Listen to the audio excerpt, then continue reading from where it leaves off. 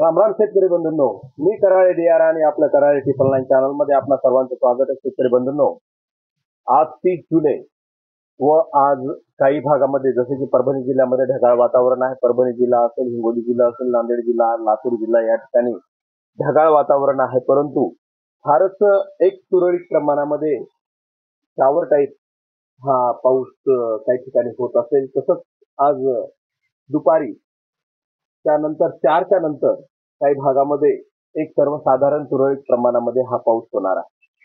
परंतु आता बहुतांश ठिकाणी सूर्यदर्शन आणि कोरडं वातावरण आहे. त्यामध्ये सर्वात चांगला प्रखर सूर्यप्रकाश आता पिकांची आवश्यकता आहे. त्या अनुषंगानं उद्याच्या येणाऱ्या 1 ऑगस्ट पासून आपल्याला सूर्यदर्शन हा चांगलं लाभणार आहे. 1 ऑगस्ट पासून तर 7 ते 8 ऑगस्ट पर्यंत आपल्याकडे चांगला हा सूर्यदर्शन राहणार आहे. आज 30 जुलै आणि 31 जुलै या 2 दिवसामध्ये पश्चिम महाराष्ट्रातला जो काही भाग आहे, सांगली, सातारा, कराड, त्याच्यानंतर जवळचा जो काही विटा वगैरे जो काही परिसर आहे, या परिसरामध्ये साधारण हलक्या स्वरूपाचा हा पाऊस होणार आहे. तसंच खानदेशमध्ये सुद्धा नंदुरबार वगैरे जो काही परिसर आहे, या ठिकाणी हलका आणि मध्यम स्वरूपाचा पाऊस होईल. छत्रपती संभाजीनगर, जालना जिल्हा असेल, या जिल्ह्यांमध्ये एक ढगाळ वातावरण व मध्यम स्वरूपाचा पाऊस उद्या होऊ शकतो.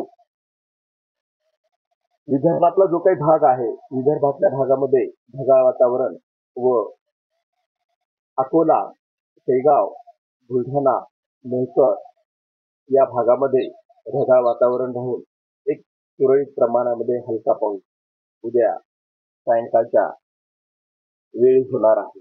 तसंच विदर्भाचा जो काही पूर्व भाग आहे, पूर्व भागामध्ये सुद्धा यवतमाळ, अमरावती, वर्धा या ठिकाणी हलका आणि मध्यम स्वरूपाचा पाऊस होईल.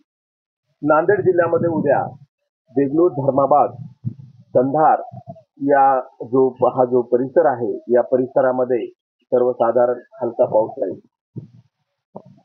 तसंच बीड जिल्ह्यामध्ये सुद्धा हा पाऊस उद्या काही भागामध्ये तुरळक प्रमाणामध्ये होणार आहे आणि बहुतांश ठिकाणी कोरडं आणि ढगाळ वातावरण हा राहील. उद्याच्या येणाऱ्या 1 तारखेपासून उघाड आपल्याकडे मिळणार आहे व 1 ऑगस्ट ते 7 ऑगस्ट पर्यंत आपल्याकडे ही उघाड राहील. त्यानंतर पाऊसचं प्रमाण 11 आणि 12 ऑगस्टला आपल्याकडे परत एकदा सर्वदूर तर नाही, पण काही भागामध्ये हा पाऊस होऊ शकतो. सर्वदूर पावसाची शक्यता पुढच्या महिन्यामध्ये 18 तारखेच्या नंतर आहे आणि तोपर्यंत जे काही वेगवेगळे बदल होतील ते मी तुमच्यापर्यंत या माध्यमातून तुमच्यापर्यंत मी पोहोचवण्याचा प्रयत्न करेन. तेव्हा शेतकरी आज आणि उद्या ढगाळ वातावरण आहे. काही ठिकाणी तुरळक प्रमाणामध्ये छोटा पाऊस होऊ शकतो. 1 तारखेपासून आपल्याकडे सूर्यदर्शन खास करतात आणि कोरडं वातावरण.